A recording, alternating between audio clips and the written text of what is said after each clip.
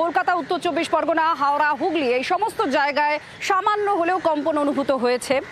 আর এই কম্পন অনুভূত হয়েছে কলকাতা, 2 চব্বিশ পরগনা, হাওড়া, হুগলিতে। উত্তরবঙ্গের কিছু এলাকাও কেঁপে উঠেছে। মায়ানমারের ভূমিকম্প আর কেঁপে উঠল পশ্চিমবঙ্গের একাধিক জেলা। বিশেষজ্ঞরা কি বলছেন আপনাদের শোনাবো।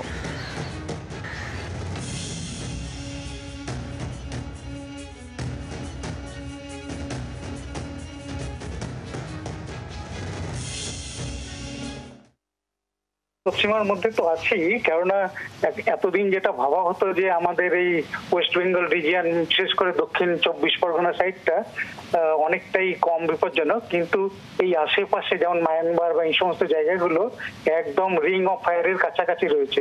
তো ওই সমস্ত জায়গায় সবসময় এই আর্থকুয়েক প্রবণ হবে এটাই ধরে নেওয়া হচ্ছে। আর তার বোঝাই যাচ্ছে 7.7 ম্যাগনিটিউডের যে আর্থকুয়েকটা হয়ে গেল সেটা জাস্ট রিসেন্টলি হলো, ঘন্টাখানেকের আগে।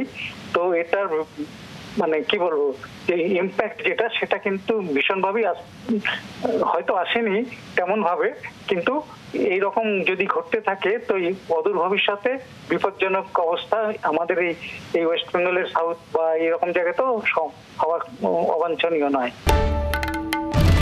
বাংলার আওয়াজ, বাঙালির আবেগ, জি 24 ঘন্টা।